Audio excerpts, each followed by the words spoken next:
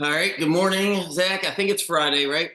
Yeah, it is Friday. It's one of those it's that time of year where you just don't know what day it is, and as we just said, we finally get there, it's like, "Okay, it's Friday, got it," and then tomorrow there's Ravens football, so you're like, "Wait a second, how is that happening?" And it's perfect. You're setting it up good for me because I figured I was like, man, where do we want to go with today? Because we can talk about all the games and all the matchups and all the possibilities. But I figured that'd be a next week episode because Ravens don't play next week. Yet essentially, I'm excited to see the game tomorrow. The same way I'm excited. I don't want to say it's a preseason game, but it's a learning opportunity. You'll see a lot of different things. The Steelers are going to be trying their hardest. So, is there anything? I don't want to spend too much time with it. Is there anything that jumps out at you tomorrow that you're excited? I know you were holding out hope that Malik was going to start, but I think he Yeah, has to get some reps doing yeah, something. I'm almost more intrigued now because Harbaugh said they wanna get him reps at quarterback, special teams, and receiver, so, We'll see, right? yeah, it's gonna be I almost see them using him like they did Lamar Jackson his first year, where randomly you're going to see a play and it's like, is that Malik Cunningham at quarterback? And then he just does some weird stuff. And it's going to be something where I think they're literally going to see what they have in him this weekend. I think Snoop gets the majority of snaps, but like you said, it's kind of like a glorified fourth preseason game right now. So Yeah, we'll break down. We'll see what the matchups end up being for the playoffs, and then see who the Ravens can possibly play. Because at this point, I think we can play almost any. We can play anybody, right? Depending on what happens. yeah, I guess the only people we couldn't play would be whoever takes the two seed. But we don't know. But my point is, we don't know Yeah, who. oh, Yeah, yeah. No, like, from the teams, yeah, we could literally play anyone, yeah. which is so weird. I mean, the talked about this a little before, but the Bills can win the 2 seed or be eliminated from the playoffs this week, which is one of the craziest things I've ever. I don't think that. Yeah, there's been a lot that could happen on last week. That one I think is the most extreme. Yeah, So it's like, wow. there's it'll be fascinating. It'll be fun to watch on Sunday. It starts really Saturday night. The Texans Colts game will be Yeah, um, should be a really good game too. yeah, Um, I'm excited about that one. so what I wanted to do today, so I figured we go a little bit behind the scenes. And I'm actually curious with a lot of these questions because I don't know the answers to them. So just to take people, from my perspective, how this all started, because what are we? I can't keep track now. All we do is win. It's been like 10 weeks now, 11 I think weeks. I think 11. I think we're 10-1. Yeah, we actually, because first week was the, Tennessee Titans, so we're Right. we're So it's been, and so I initiated the contact, and I wanted, so my business revolves around helping people, hopefully, right, through Jeremy, be successful gambling. Like that's the whole, but more than just help people with, hey, here's who to bet on. It's more about eventually, I'll get there in 2024, but it's getting people away from spending a lot of money on the scammy cappers, right? yeah, The industry that really our generation, and you're a lot younger than me, but your guys won't fall for it as easily. mm, It's more of a it will fall for other scams. Maybe those are like the cryptocurrency scams, but the old school, hey, I'm 9-2 in my last 11. You can bet the house on this game. That's where Jeremy and I are really trying to make our mark. And you and I don't talk about gambling at all. mm, And so at first, I think I talked about it probably in our first or second episode, but to reiterate, my whole reasoning for bringing you on is we want to expand, the content beyond just sports betting, right? I yeah, want to bring in somebody, and I want to bring in a couple different people for different things. But the first thing I thought about was Orioles, Ravens, somebody that knows just as much as me as the requirement, and hopefully they can know more. They have to be just as big of a fan as me or bigger. And you hit both marks, right? Like you live and breathe this stuff. So I started finding your account. I guess it was during the Orioles season, towards the end of it. Started. yeah. That's why I've really started, I feel like, to take off and hit my stride in getting, people starting to see my stuff more often.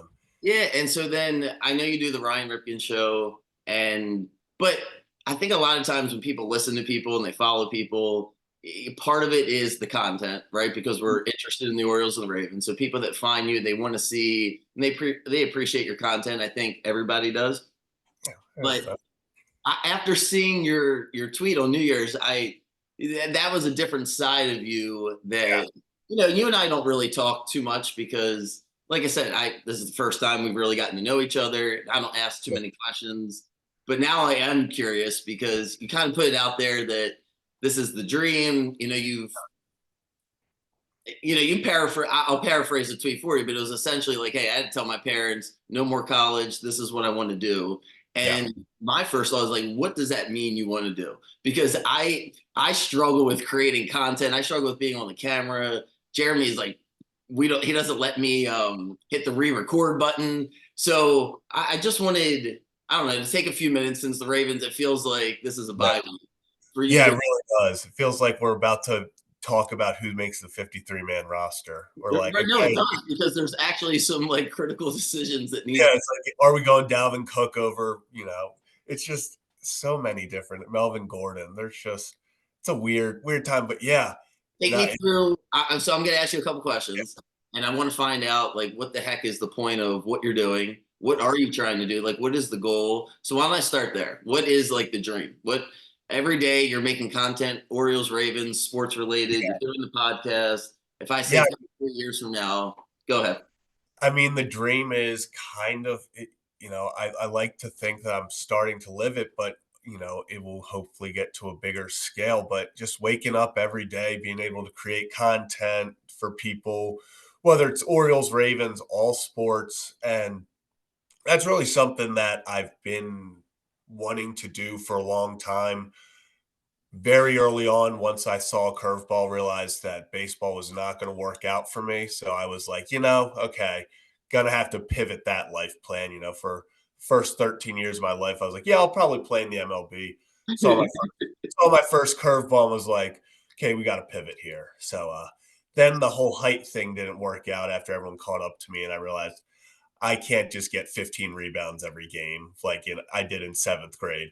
So once I realized the sports aspect of it, playing wasn't going to work out, it was just something, me and you relate to it a lot. And we're very competitive. We love that competitive edge that sports brings out and just, always competing. And I love how not only it impacts people on the field but off the field, meaning with these players lives, what they've been through, the stories they tell, how they impact the community and stuff. Is I've loved the power of sports, that it's brought communities together.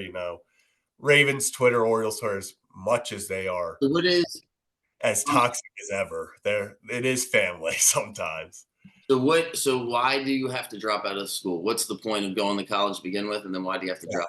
So I went to college to become a broadcast journalism major, and I was dead set on that. And then 2020 COVID hit, and that was one of those things where school, I was a sophomore. So school just kind of flipped upside down. I started doing virtually and stuff. And after about a year and a half, I was just like, I did not want to, I just couldn't do it anymore. And I was like, burned out.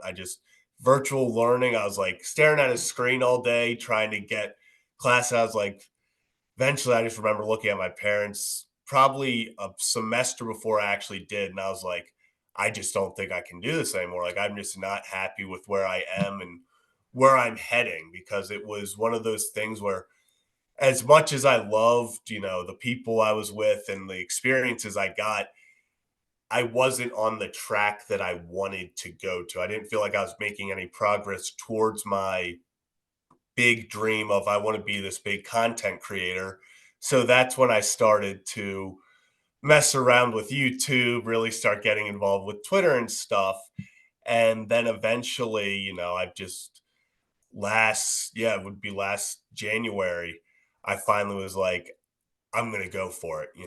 I did say I do have a deal. I do have to get my degree by the time I'm like 26. So I have 4 years to finish, or I guess we're down to three. We're down to three, but I do have to finish up my final 2 semesters. I did make that deal with my parents, but so far, I decided to take the risk, and I just said, I want to go try to make this content work and see what I can do. What is the impact of COVID? So you seem like a social guy. Uh, Yeah.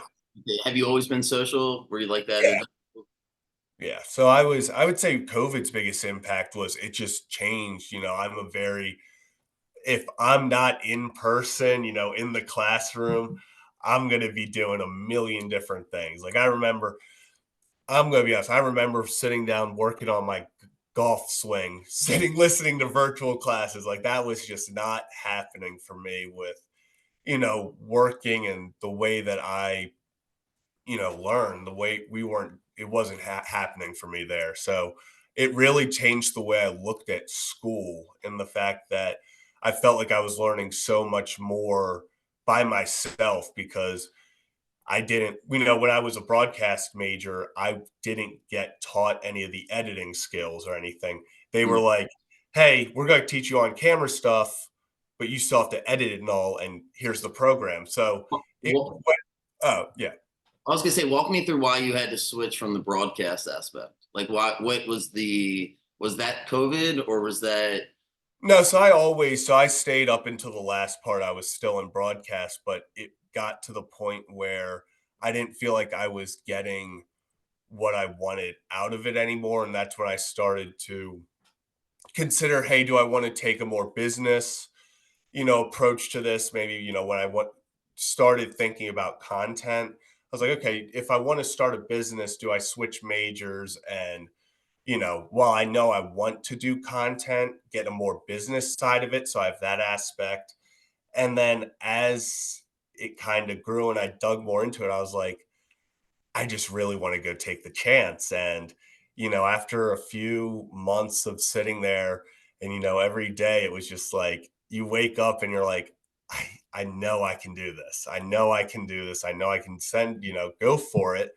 And it was just the whole time, it was myself in the way. It was, okay, if you can commit to this, and it was something where there were days, after I left school that I dropped, got up and I was like, okay, I do not want to make any content today. And it's like, well, that's not why you're here. It's like you're doing this. And it's like, it What is wasn't always easy, but what is the main?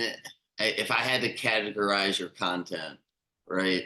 Um, and I'm somebody that I guess consumes it mm, fairly often.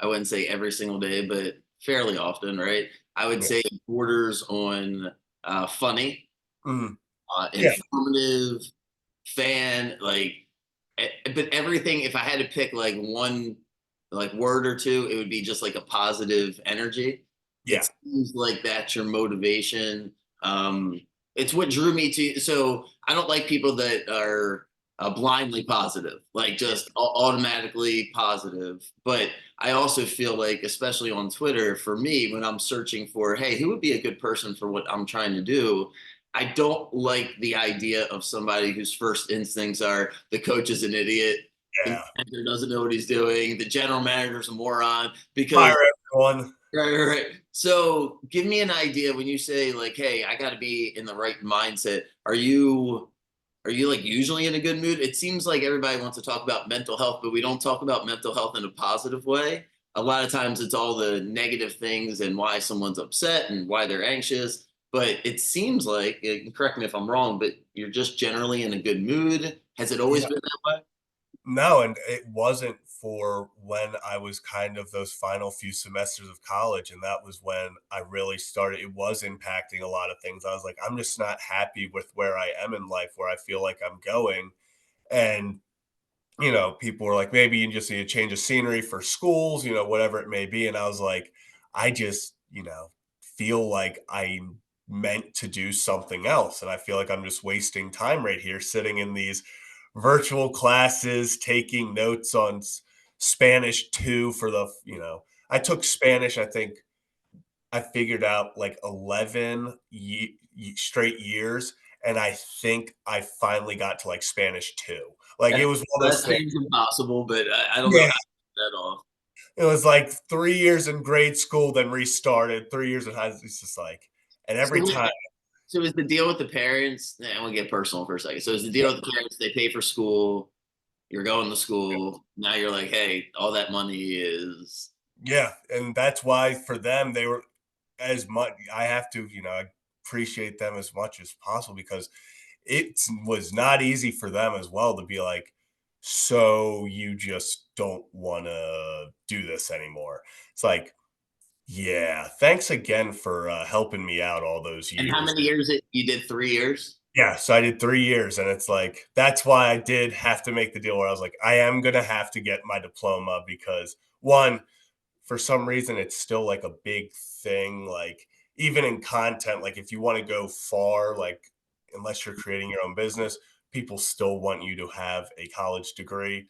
So I am going to get that hopefully within the next 2 years. I'll be doing online stuff, which I know I just said I hated online stuff, but less online stuff. So it, is And do less to you focus. hustle? Like, did you have other ways to make some money? Like when you first, like, what was the sales pitch to your parents? Was it, hey, I'm also working?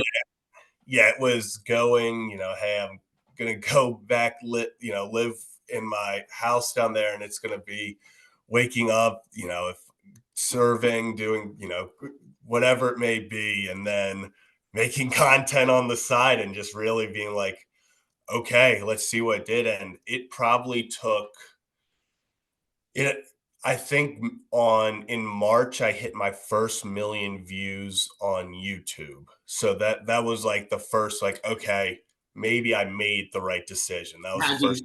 How'd you get there? Because that's before the Orioles season, right?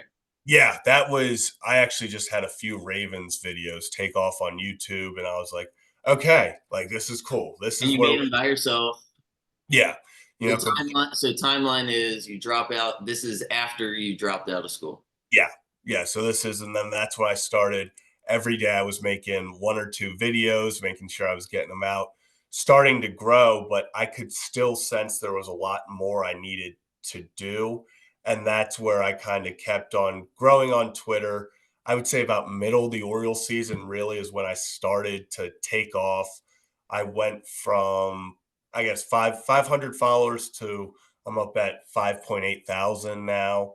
So, Based you know, on just tweeting out every day and yeah, tweeting, like you said, just having that informative, fun attitude, each day on Twitter, even if it's not, how I actually, it is funny. There are times where I do want to be negative, and it is, some of my friends will make fun of me because they'll be in the room with me watching a game and I'll be like, what the hell is Brandon Hyde doing? And they'll get on Twitter. I'll be like, we have to trust Brandon Hyde. And they'll like, you're over here yelling at him. I'm like, yeah, but I have to keep people calm because if I panic, others panic.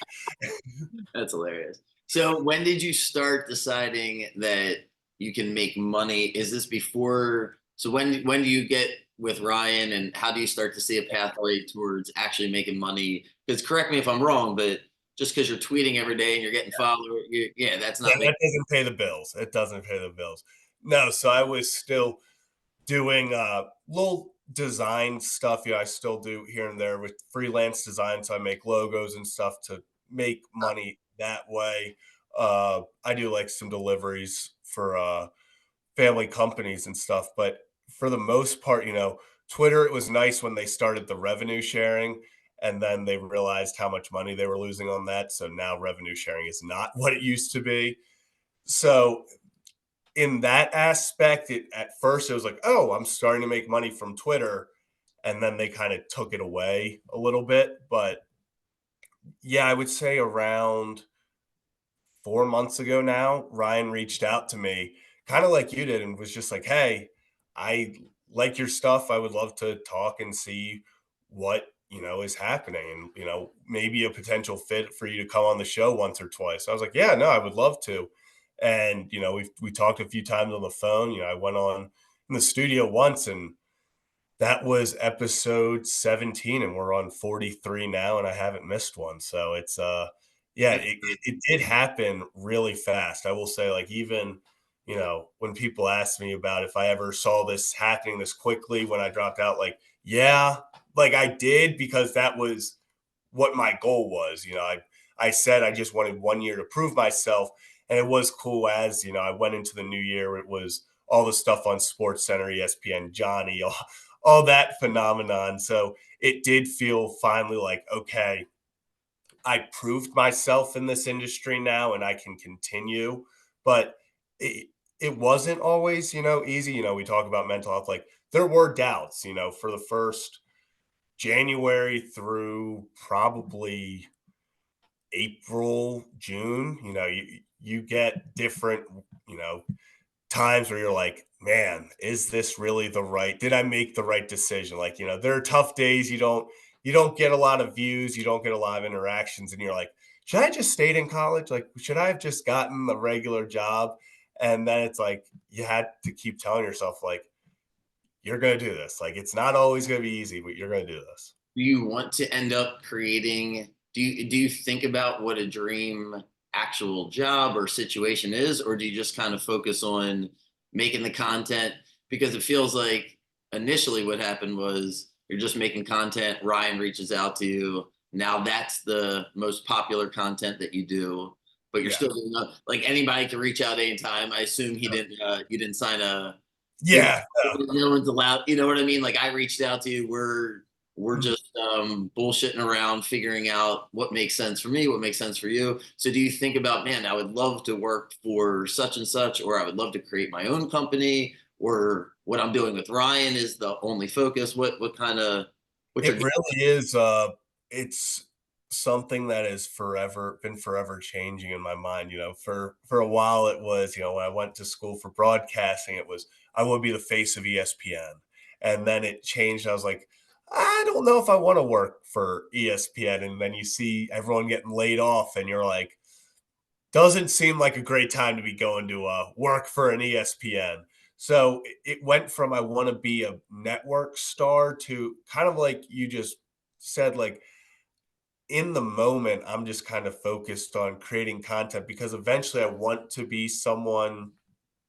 I think someone I look at is like a Jared Carabas, obviously like a Pat McAfee, someone who it's entertainment, but you're also being informed. I hope I don't get sued like McAfee. I would like to do avoid you that part of the job, but do you find yourself using sports? Because I feel like what you said in the very beginning is what most people that love sports go through, which is yeah, I thought I was going to be a professional athlete up until anywhere from age 11 to 18. Some of us make it farther than others. I was in the same boat as you, around 12, 13. That's when I realized that's not going to work out.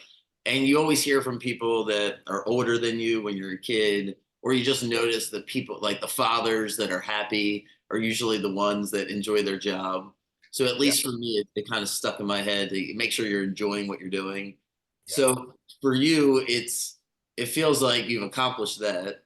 yeah. You have a great support system, so not everybody has the luxury of having that, and you acknowledge that. That's great. What is the I guess what's the motivation at this point? Like when you say you want to enjoy what you're doing, but do you think about like are you financially motivated? Is it just finding a way to make enough money to not have to do some of the other things that you're doing right now? Get what I'm just Yeah, curious. it's a little of both. I mean, obviously financial.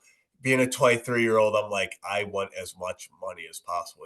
I'm starting to just get, big kid money, and I'm like, I can buy so much cool stuff like that I couldn't when I didn't have money. So I'm still in that phase of I am still like, I think it would be really cool to get, money. But my motivation is still the same of I genuinely enjoy creating content and seeing people enjoy what I create and talking about sports and just the joy it brings people. So I would say my motivation has always been, just to bring some sort of positivity to someone's day because like we said, some people it's not always easy in life. People have bad days, people have good days. And if for 2 seconds I put out a stupid tweet and it brightens someone's day or makes them laugh, whatever it is that they didn't have before, I think that's worth it because that's where I get my joy from is knowing that I've had an impact and,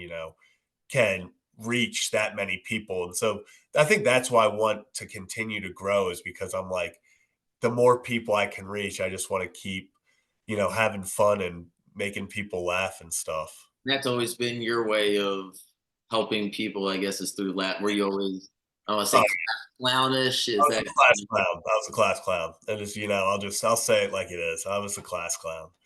I was probably looking back, if you were to put like a chart in my like sixth grade class, like most likely to end up dropping out of college to go chase his dream, like they probably would have put me at the top. I probably would have been I keep saying I never saw this coming, and then some people have talked to like, yeah, we did. And I'm like, okay, well, I see that. I'm like, sorry I took so long. If anyone was betting on me, took money line on me dropping out, they were sweating it in the fourth quarter. That's hilarious. So besides the Orioles and the Ravens, well, first of all, you were always a big fan as a little kid, Orioles, Ravens. So is there any other team that makes it close? Is there players? Is there something weird about your childhood that would surprise us? Like you're a fan of Utah football for some reason or something like that? I randomly became a Memphis Grizzlies fan like 6 years ago at a party. We were like, me and my friend were talking about how we didn't have a NBA team, and then we made a video claiming we were Memphis Grizzlies fans. So I do say I'm a Memphis Grizzlies fan, even though I don't nowhere close to as intense as the Ravens and Orioles. I don't lose hair over the Memphis Grizzlies. What other content besides sports are you interested? Are you interested in talking about anything else eventually? Yeah, I think it's something where I mean, I'm not someone who I don't ever see myself really ever talking politics, but like just spice, big things going on in the world. Am always I don't want to just be sports. I want to be someone that can talk more, but the focus would be on sports because that's what I know the most about.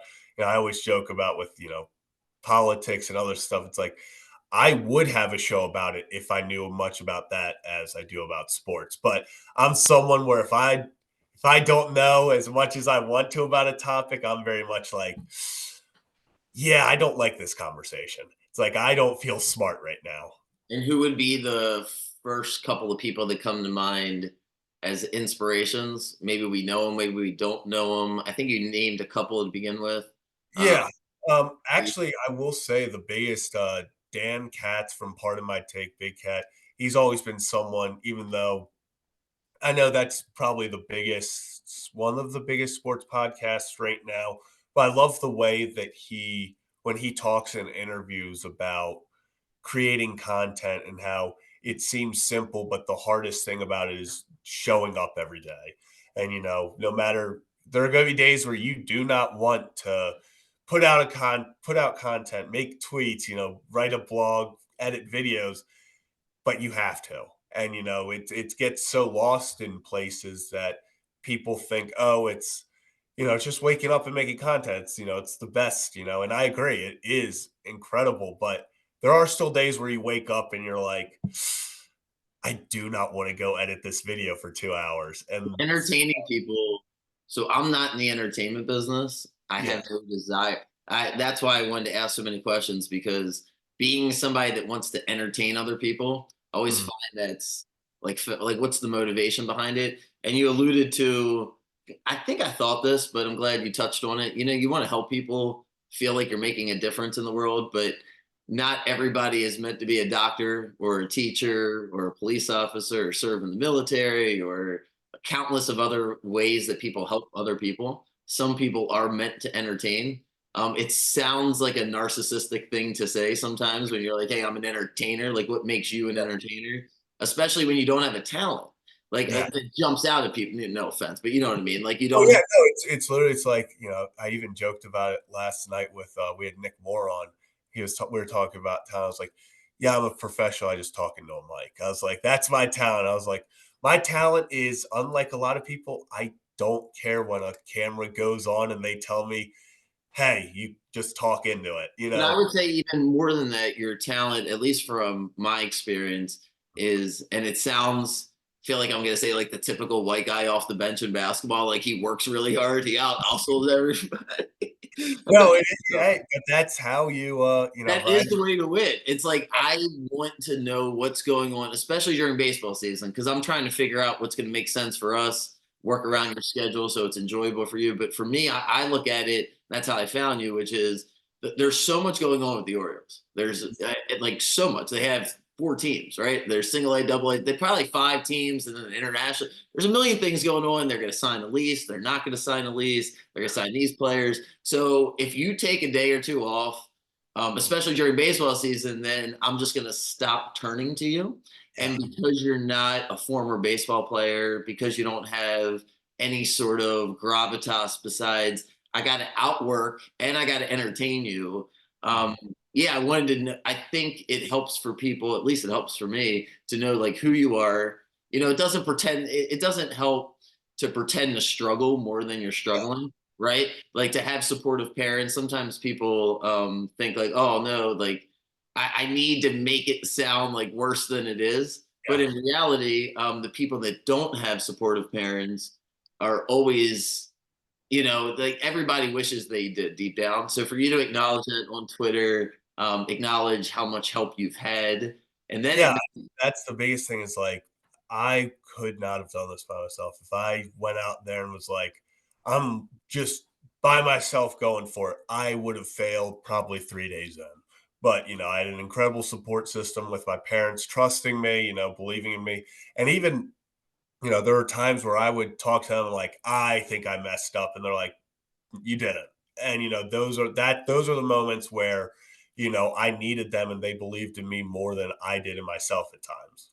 and the reason I wanted, and I'm gonna let you go. But the reason I wanted to harp on that, I'm glad you said it, is because most people, I don't know exactly who listens to this, but I know most of Jeremy's audience, frankly, is more likely to have kids than to be your age. And sometimes we just need to hear, how much. So Yeah. as a coach, I always believed in not necessarily, I love Bobby Knight. Like I love reading about him. I'm like, I'm not going to do that approach, at least not with the high school kids. Um, Yeah. it's always the best version of yourself is good enough. You miss 6 shots, take the seventh one. I Yeah. assume it's doing it. And so, because kids need to hear that. It sounded like that really benefited you. Yeah. So, I mean, one of my favorite stories, we actually I think talked about it on here is with Nick Moore told us a few weeks ago on the show. He yeah, had a had a bad snap and he was all pissed off and Harbaugh walked up to him and was like, "Hey, why are you upset? You're the best in the league. Just go do it." He's like, "Just go do your thing." And it's like sometimes that's all you need because deep down you have it, but sometimes in those moments of doubt you just need that figure to walk up to you and be like, "Hey, what are you doing? You got this." yeah, people need a push. Yeah. Knowing when someone needs a push and knowing when someone needs a hug is forever the hardest thing to do in any relationship. Any Um, any coaching, anything. It's yeah. the All right. Well, coaching. I'm gonna let you. This was good. I figured we'll celebrate the fact that the Ravens. So literally, the Ravens. I don't know how many times we played the Steelers. It's been a lot of times. There's never been a time like this where I feel like I have literally nothing to lose. I don't know what I'm rooting for. I So just really want us to win because I feel like the vibes we need, not that we need to win, but it feel better if we win. Plus, they're automatically out if we beat them, right? yeah. So it would just be fun, just be Part fun. of me obviously feels like the best matchup for us is for somehow them to beat us. They celebrate, then they beat whoever the 2 seed is. But Yeah, that's well, like it is part of me kind of wants to lose so that the Bills could be eliminated because I really don't want to play the Bills. But so like, the Steelers win, the Bills are eliminated, right? so if the Steelers and Jaguars win and the Bills lose to If the the Bills lose, they're eliminated, right? So if the Steelers win, then the Bills game turns into a must game. So you can almost bet the referees are going to try to help the Steelers because NBC that Bills game to matter. oh, did you see who the referees are? It's the ones from the Cowboys game, Cowboys Lions game. It's I don't Allen. have the energy for that. I listen to all the. When I saw that, I was like, thank God this means nothing because that would have just sent me into a stress hole if I read that before a meaningful game. I like listening to other people sometimes as background noise talk about the most, like what I know the topics are going to be. Like, are the Chiefs, is the Chiefs dynasty over? Is Belichick, but like when it comes time for me, I'm like, well, I didn't do enough research for it. Let me find something different. But all right, let me let you go because I've kept you longer than I was supposed to keep you. So I appreciate it. I will see you. Yeah, I'll see you next Friday. Yeah, We'll talk wild card. We won't talk about your personal life anymore. So I appreciate you opening up a little bit. yes, next week we'll get back to the old fun NFL playoffs. Yeah, we'll break down each game, figure out who the Ravens will be able to play literally anybody except whoever ends up as the 2 seed. So cool. Enjoy the games. Zach, appreciate you. And I will see you, I'll see you next week. See you next week. All right, guys. Have a good weekend.